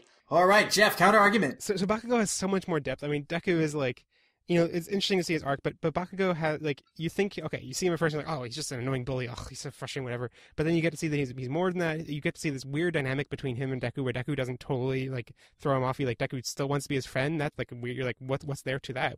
You want to know more about Bakugo in a way that you're like, Deku's, everything's on his sleeve. All right, Doctor, counter argument. Like, look, again, main character, yeah, I get it. But yeah, that's one dumb little thing that it's to point out, like, look at all the things that he's done. He has sacrificed himself for everything, like, all of his body parts. My God, this kid, he is willing to kill himself for everything that he's doing. Like, how can you not have to be, like, there's a lot of layers to that. Okay. All right, Jeff, closing argument. So Deku is the character that everyone, like, says publicly that they admire, but Bakugo is the one that everyone secretly likes. And that's why once you have an anonymous poll, everyone votes Bakugo, no one votes Deku. But once you have a public forum like this, people are like, oh yeah, I guess I have to vote Deku. But secretly, I'm sure even Doctor wants Bakugo. Doctor, closing argument. I will not argue that I actually secretly want Bakugo, but I still think over a line there. Yeah, like, but I still would argue that Deku, like, my God, you got, like, I can't not, like, he is I want to be his best friend somehow. That's all I'm going to say. That's all I got. All right, I think Jeff very cleanly won that one. Yeah. He gave most points as why Bakugo is the best boy, that he has grown a lot from the bully we saw in the first chapter, and has a lot of depth and nuances to him, and is the character everyone secretly likes, which is supported by him ranking number 1, the second popularity poll, where Doctor went a little more personal, saying that Deku was a character you really wanted to root for, and, like, he's made a lot of sacrifice and he wants to be Deku's friend. But Jeff gave the most convincing argument as to all the reasons why Bakugo is a superior character. So Jeff wins the second match of the speed round. I don't like how that turned out at all. All right, good fight. Now let's keep the excitement rolling with the third match of the speed round. This question comes up to us from Shagadelic1 on Reddit, who asks, with Kirishima getting quite a bit of focus recently, which characters would you like to see getting their turn in the limelight to develop or just be kick-ass? Jeff, your opening argument. This is kind of retracing what we mentioned before, but I think Headphone Girl, definitely. I think there's lots of, in the same way with Kirishima, like, how is that going to be useful? There's lots of, we need to see how it's useful, and I think she needs character development. She hasn't had any yet, and we need to see some more of that. All right, Doctor, opening argument. Uraraka. Actually, I would go with that because she, like, yes, she is, like, sort of the side quote Sakura character, but I think having a little bit more than that, and yeah, you can see little bits of it as she has gone through like the previous exams, her stuff with her parents. I would like to see more from that, and I would like to see her mainly just kick ass. That's mainly my where I want to go with her. All right, Jeff, counter argument. I think Uraka gets plenty of screen time, and I think it's inevitable that she will get her own stuff. But Headphone Girl is really the one we need to campaign for, and so I think Uraka is inevitable, but Headphone Girl is what is more necessary. Doctor, counter argument. I don't think it's not really much of a necessity. It's more like just like the fact that like it needs having Uraka be better, like at least be a lot more prominent as like as in regards to like just the genre as a whole. Having someone like her be a lot like at least a bigger role, or at least look a little bit better, kind of will help out stuff. I just want to diversify here. All right, Jeff. Closing argument. I think it's totally possible for Headphone Girl Juro to become just as prominent as Uraka and to take over her role as like number 2, and it'd be the adventures of Deku and Headphones. So, Doctor, closing argument. Like she is the third member of this entire thing. If we don't count, Todoroki, I would like. She has to be there. She's getting there. I think she's slowly becoming that. Maybe next to Suyu, along with that, who obviously will be best girl eventually. But now, until then, I would like to see more of Uraka show off that she can kick some ass despite her ability being weird. All right. I think Doctor gave the most detailed argument of that one, giving like a more reasoned argument of like why Uraraka, despite having more screen time than Kyoka so far, could still benefit from having more development fighting, and that she has a lot of interesting things to her character that could use more development, like her relationship with her parents and stuff. Yeah. Whereas Jeff's argument was like Headphone Girls is it was basically cool. Like my personal favorite. I don't know anything back us up. Crap. What have I done? I like Uraraka, but even I would have. Anyway, I wish now that I'd gone. I really wish I'd mentioned Invisible Girl, because like just getting an arc focusing on her would be so like to like. I think that would like blow people's minds, you know, and like people would like talk about that so much. Like there is this arc right now that's focusing on a character that isn't ever drawn, and like yeah, it's just nothing but backgrounds. Yeah. I feel like I'm reading Bleach or something. All right. Let's keep the excitement going with the 4th match of the speed round. This question comes from Gunsword Fist on Animation Revelation, who asks, is Deku relatable? Doctor, opening argument. Oh God, yes. Like he is the everyman. Like it's hard to not relate to this kid. Like I think that's the point of him being quirkless from the very beginning. It sort of makes you want to like you feel like, oh, I could be a hero just like this kid. It's an easy way to relate to this kid. Yeah, that's all I got. All right, Jeff, opening argument. I should defend the counter position, right? Yes. Okay, I'm gonna start now. Is that okay? Yeah. Okay. So, Deku is not relatable because even though there's like a semblance of him being in the everyman in the first chapter with like he doesn't have a quirk, whatever, he gets a quirk. He gets like the best quirk. He's being personally groomed by All Might. He has been given so much more privilege than like sure he didn't have it for the first however many years of his life until he met All Might, but like he met his personal hero. He's gotten like everything he could ever want, basically. Doctor, counter argument. Well, I will agree.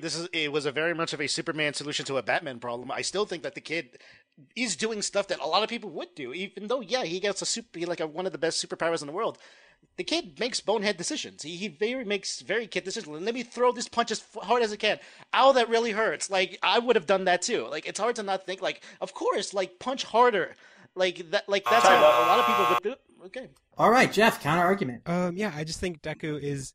He's in a place where he still thinks of himself as being the complete underdog, even then, like, sure, in some ways he is, but in other ways he, like, has so much privilege, and I think it's kind of hard for people to relate to him in that respect, because it's, like, you've gotten everything handed to you, and so, like, I think it's fair for a lot of people to be like, I don't actually relate to him that much, because, you know, he's being personally groomed as the successor of All Might. That's, like, the biggest deal. All right, Doctor, closing argument. But it really goes down to the fact that, like, it's very much in the theme of the entire story. It's like, anyone can be a hero.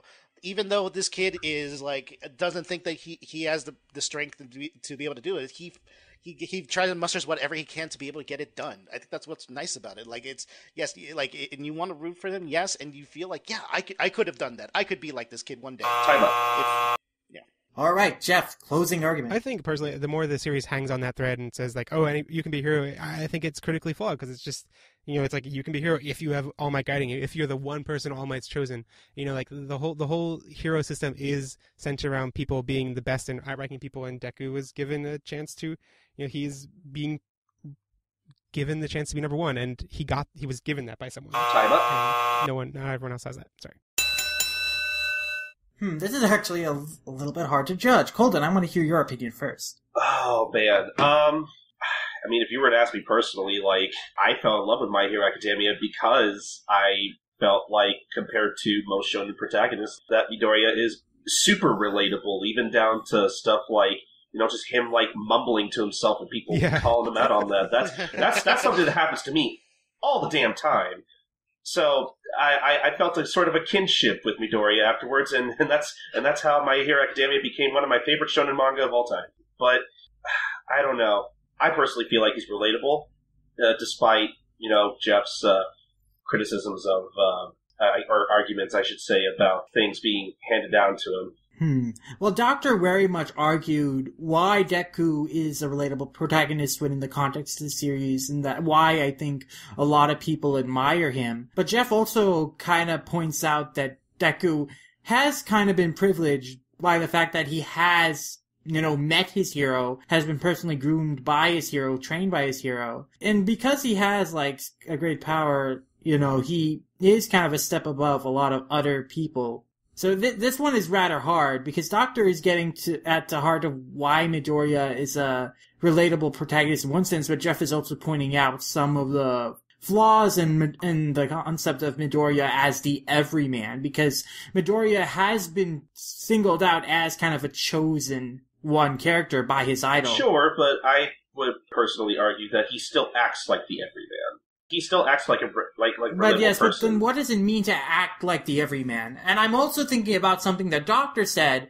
during our My Hero Academia discussion, which is very much in line with what Jeff is saying, is that Doctor said that the team of My Hero Academia is like, you can be a hero if you have the power. And that's very much what Jeff was just arguing in his closing argument. Like, you can be a hero if you have someone guiding you, like All Might. So I'm thinking about that as well. I personally feel like that could be interpreted in a few different ways. I mean, it makes sense in the context of the series, but I think, like, what does it mean to actually have the power to be a hero? You don't, and I think that was something that the first chapter of My Hero Academia was sort of exploring. I hate to admit it, but, you know, the series kind of counteracted its own point by the end, but I still think that part of the reason why I like My Hero Academia is that at the beginning it was exploring that idea of, you know, you don't necessarily have to have superpowers to be a hero.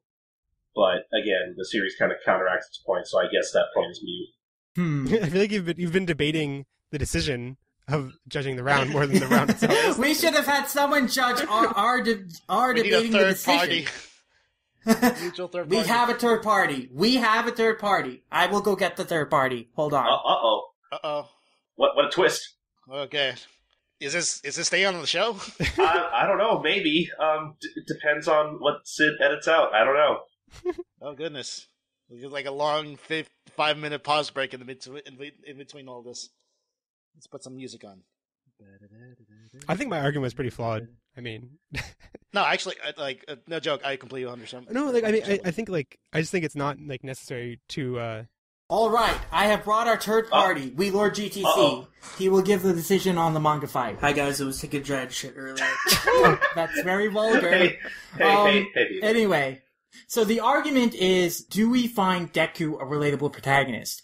Doctor is arguing that Deku is relatable because he's the everyman. He's easy to relate to. He's a kid who's doing a lot of stuff that a lot of people do as a kid and makes bonehead decisions kids make. And the series is about how anyone can be a hero, and Deku didn't think he could, but he's mustered his strength, and he's made people believe that, you know, I could be this kid one day. He's very inspirational. Meanwhile, Jeff is arguing the opposite. He's arguing that Deku has the best quirk. He's been personally groomed by All Might. He's met his hero and had his dream come true. Deku thinks he's the underdog, but he really has so much privilege because he's had pretty much his power handed to him.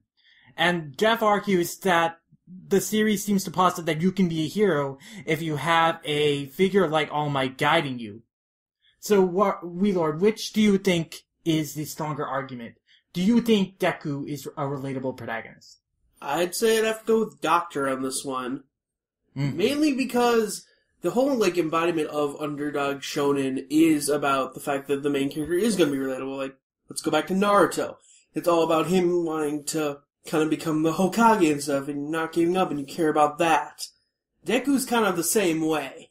Mm-hmm. And even though, yes, he does have One for All, he can't really use it properly, and he has to kind of learn from the base all the way up. Exactly.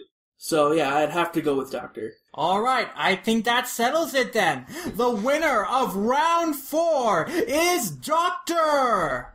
Though I was going to mention, like, I feel like a lot of Jeff's points, I actually feel the same way. There are little things where, like, it just seems like this stuff, it kind of gets handed to him, and it's hard to really root for this kid sometimes. But, like, yeah, it's still, the point of it is, like, he's still a kid. Like, I get it. Yeah, and also, like, even though, like, there's so many characters who are, like, chosen explicitly, that you still root for, like, just because he has the thing, he's, like, being groomed for whatever, doesn't mean he's not relatable. So I was kind of like... I mean, that was kind of one of my arguments, because I have this discussion with people all the time, like, yeah, he ends up getting his power, but, you know, Vila reminded me of an argument I always use is, you know, just because he gains his power, and sure, yeah, a lot of this stuff is handed to him, and he does get a lot of help. It's how he takes advantage of those, I guess, for lack of a better word, quirks. It's how he takes advantage of all these things that I think makes him a relatable character. Now, if he would have come in with One for All and then suddenly just wreck everyone, then I would have been like, nah, you screwed up all the way. Yeah. This kid has been, like, literally killing himself to the point of just, like, actual disability that it's hard to, like, not see them as, like, yeah, like, he doesn't know what he's doing, and that's kind of the point. Yeah, I didn't realize just how much early on he, like, what I remember from, like, later in the series is that he, like, you know, whenever there's a tough moment, he always uses the power and then gets beat up or, like, you know, has to get healed. But, like, early on, he's just like, I'm not going to use it because I can only use it once, and he has to do all this stuff without using it. So he, even though he has this special power, he, like, has to think much more creatively than everyone else, and he's, like, much more disadvantaged than everyone else in the class because they can just use their powers freely, mostly. And he has to think much more strategically than everyone else, so... He has to not die. Yeah. Yeah. You guys made good arguments for both sides, but I do see, you know, Dr. Colton and Wheelord's point about Deku being the everyman being the strongest argument. And, like, even though he does have this, like, what is ostensibly the best power, he has worked very hard to make it his own, and he's still facing challenges while using it. He isn't the best yet, and he's still growing. And is, in many ways, still an underdog and still a kid who's still growing and trying to, you know, learn, like, how to use his power effectively. And at the end of the day, I think that's what makes My Hero Academia a very good manga, in my opinion. That's what makes it My Hero Academia. On that note, actually, that brings us to the final question of the speed round and of the Manga Fights debate as a whole. And that question is, from Kevin the Loner on Reddit, in what arc do you appreciate Deku's character the most, and how does that correlate with the environment, restrictions faced, advantages gained, and attitude held by him, or vice versa? Doctor, your opening argument. I think him fighting Muscle Dude. I think that was it. That was, like, the moment where, like, everything clicked. For him, I think that being able to, like, show off that he can be that hero for just that one brief moment at least solidifies for me, like, this guy, everything is going to work out for him one day. All right, time up. Okay. Jeff, opening argument. All right, I'm gonna go with the sports festival just because he still can't use his power enough that he, like, for like the initial obstacle course, he doesn't even use it at all. He's able to get in first place in the obstacle course without using his power at all, which is, you know, like, basically the height of his creativity throughout the whole series. And, you know, and then that puts him at a disadvantage in the next round, so that's an interesting dynamic. And I think that's the most interesting dynamic that we've seen. All right, Doctor, counter argument. Yeah, no, I think the sports festival, though a good moment for him, I think it's just like, for me, it's hard to really judge it because it's still that sort of beginning opening parts of that shonen series that it's just like, okay, everyone gets their lick in eventually. But I think, like, the school trip stuff is what really shows off that he actually can be a hero. He saves a person. He shows off his superpower. He goes to the point where he didn't think he thought do.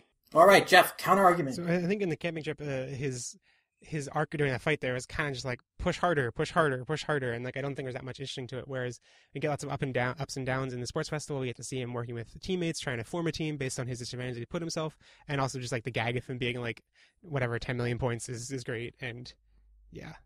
All right, closing argument, Doctor. I would say that it's not even so much the arc itself, but more like the aftermath. The fact that like he went out of his way to do all of this, to push and push and push, and only to figure out like this kid can't do this. He's gonna screw himself out after all of this stuff. It's really that's just like, okay, everything makes sense. It turns out.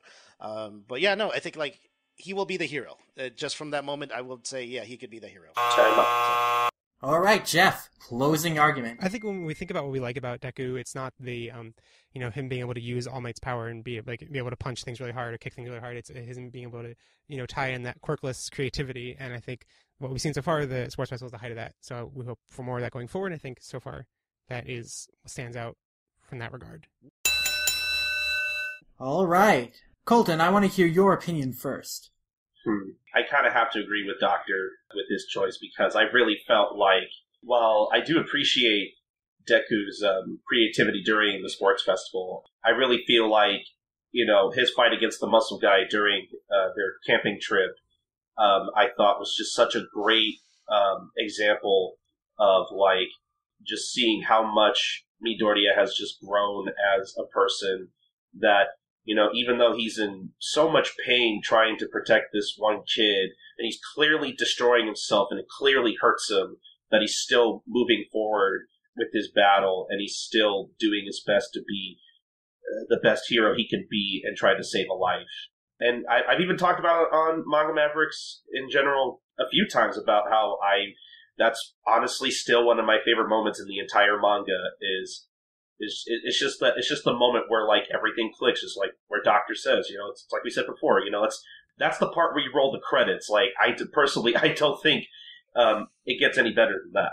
Well, Colton, I also agree that fight was like a very defining moment for Deku's character, and it was one that really established him as like, yes, this character can be a great hero. However, based on the arguments, I felt Jeff gave more details and examples of why the sports festival showed off Deku's strengths as a character in terms of his wit, his creativity, and the limitations of his power and how he needs to use it effectively and smartly. And the fact that his counter argument, where the fight with the muscle guy was just one singular kind of idea of struggling, like he just has to push harder. The sports festival offered Deku a variety of different challenges which he had to overcome, and he had to think about maneuvering against in different, unique ways. And so I think, in terms of who gave the stronger argument,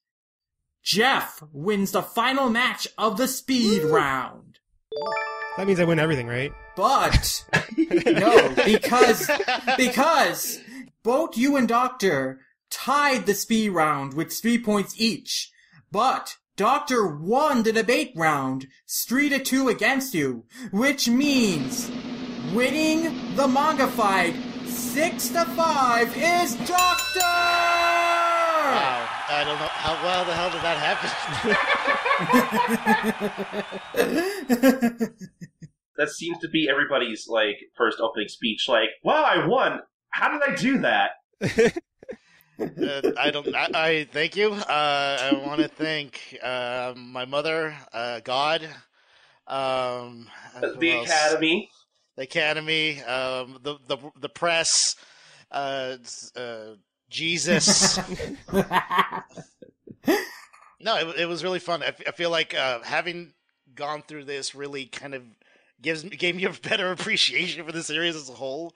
Having read through all of it at like such a short time span, and I at least also coming back and kind of like saying like, wait a minute, I don't know about my side. Is my side right?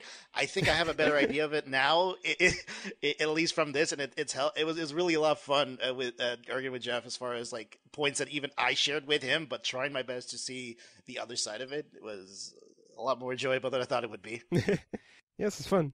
cool. Yeah, I think we had some really great debates. Both Jeff and Doctor gave some really strong arguments. It was pretty challenging to judge some of them because they were so strong. But yeah, it was a good time. I'm very happy with this return for Manga Fights. This was a great match. Yeah, I'm glad I like reread some to catch up for this, because there was a gap in what I'd read, and I think this series kind of like it kind of rewards rereading more than I thought it would, because there's certain themes that were like I did totally not catch the first time. Like there's so much stuff I'm much more excited for the future of My Hero Academia as a series than I ever was before I started rereading. Like the hints at One for All containing remnants of the other people. Like, I'm so much more intrigued to see where that goes going forward. And I got so much of an Avatar vibe this time around, Avatar Last Airbender. Especially, Todoroki is basically Zuko, except without starting off evil. And I was going to say he was a blue cat. but yeah, and, I think, the All for One power is basically the Avatar. And I think it'll be really interesting to see and I also just want to see Deku surpass All Might. After, seeing, where the series starts off and, seeing some rereading some of them, that's where the series has to go eventually, and I can understand how it's going to take a long time to get there, but I'm actually excited for it to take a long time to get there if it eventually pays off that way. Before I reread, I was like, this series, it's going to get to something interesting someday, but now I have a better idea of once it gets something interesting, it's going to be great. And it's still pretty good. It's still good now, so. There's a lot of great potential with My Hero Academia, a lot of really cool things to look forward to, and I'm really excited about it. I am also excited. This has been the 5th Manga Fight. It was one heck of an exciting show. I want to thank both Doctor and Jeff for coming on and giving us a great fight, guys. Thanks for being biased and totally ruining and destroying my reputation. I am now 0 for 1, and my career is over in the manga fighting industry. So... yeah. Oh man, both you, Josh, and Maxie are really salty about losing. All 3 of you should team up against me. 3-on-1 manga fight. Oh, maybe then you guys would stand a chance. Meanwhile, you say... What's that? Go ahead. The real My Hero Academia traitor is Sid for ruling against me too many times. The heads of Viz are going to call you tomorrow and be like, we just listened to that episode of Manga Fights, but it's not out yet. That's not important. We listened to it, and we want to find another digital engineer. I'm sorry, we can't have that kind of publicity. Yes, use your degrees, use all of your credibility there. They're great. Yeah. Now, I will say this, because of my winning here, I am now officially retired from Manga Fights. I'm going retired undefeated. It's been a great run. I'm gonna take my belt with me. But what about the Gintama Manga Fight that we'll inevitably do? Oh, we're doing that? Okay. Crap. Damn. Well, inevitably. I feel like that's almost... It has to, given this guy's on here, so... Yeah, I guess... yeah, if it does happen, I guess I wouldn't be surprised. There can only exist one Gintama podcast. It's an ongoing battle that we've been going through for the past 4 years now. I don't know how long I've secretly hated Colton for the longest. That's why he has to be on to record One Podcast Prevails, is because he hates me. Yeah, that's pretty much it. Because that's the winner of that manga fight will be the definitive leader of the single Gintama podcast, the one and only. It'll be a fight to decide the winner of that manga fight will be the singular leader of the Gintama fandom. Yes. Great. Now I feel like I have to come out of retirement for this. But so soon, All too. All right. Yeah, no. But until you come out of retirement, where can the good people find you, Doctor? You can find me plenty of places. I think, first of all, you can find me on Twitter if you want to follow me on there. If you can put up with my wrestling tweets, you can find me at SSAA Podcast, which I run. This is the Ass Backwards Anime Podcast over at SSAApodcast.com. New episode is out. Actually, technically, it's your episode is out. I will be recording another one soon enough. Me and my girlfriend recently went to see Your Name, so we're going to be actually recording a whole episode on that. Hopefully, Nice. hopefully we'll be out. It might be a little bit after I think this episode is out, most likely. Besides that, I have plenty of other stuff. Obviously, Just a Gintama Podcast over at gintamapodcast.com, where we cover all the new stuff that's going on in not the anime again. Let's see. I made that joke twice, I think. No, I also cover Detective Conan, or Case Closed, as it is over here on Viz Media. You can find that over at onepodcastprevails.wordpress.com. Myself and Colton go through the beginnings of the manga and go case by case through the entire thing, and it's going to be a long trip. All right. Jeff, where can the good people find you? I'm on Twitter at JeffFriendlyJeff, and you can also find I do a Digimon podcast called Podigus, where we cover the dub of the Digimon anime basically in arcs, and we're currently covering Digimon Frontier, which is the 4th season, and not very loved in terms of Digimon seasons. A lot of people hate it, and it's not the best, but we're but midway through that, so you can check us out there. And I'm also occasionally on the Weekly Shonen Jump official podcast from time to time. And yeah, if you read My Hero Academia, you should check out the Weekly Shonen Jump app and Viz Media app, because I work on those. I started Viz 2 years ago and have been maintaining them since, and hoping to improve them as possible. If you have like comments or feedback about the apps, you can send it to me on Twitter or through the official support mechanisms. But I'm always interested to find ways to make them better and to make people enjoy reading manga digitally better. So yeah, you've saved my butt, so I'll tell you that. Oh yeah, I don't know what I would do if I couldn't read the manga on those apps. It's just so convenient. So I really gotta thank you. Yeah, without that app, I wouldn't have been able to read all of Black Clover. Without the app, I wouldn't have been able to read My Hero Academia. Yeah, and we're currently working on some exciting things for the Weekly Shonen Jump app. So can't really say specifically, but it's something people have been wanting for a while. So it's exciting. Yes, wink. Wink, wink. Awesome. Definitely follow Jeff on Twitter and talk to him. He's a great guy. Thank you. So, also, Colton, where can the people find you? Well, if you found any of my insight interesting whatsoever, you could find me on Twitter. That's at SniperKing323. That's SNIPERKING323. Like Doctor said, we record One Podcast Prevails, a podcast about Detective Conan. Go listen to that. I really like recording that show. New episode is out by the time you listen to this, hopefully. It should, hopefully. It will be. I'm looking at it right now. I'm editing as we speak. But speaking of editing, I need to, as soon as I'm done with this, I need to edit the latest episode of Life Lessons, the Gintama Manga Cast. That's the other Gintama podcast that for some reason exists.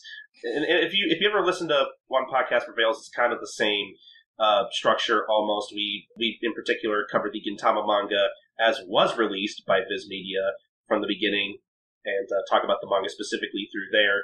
You could find that at gettolifelessons.wordpress.com. And I think that's about it for me. As for me, you can find me as Lum Ramayasha on Twitter and Animation Revelation. Those are my main two hangouts.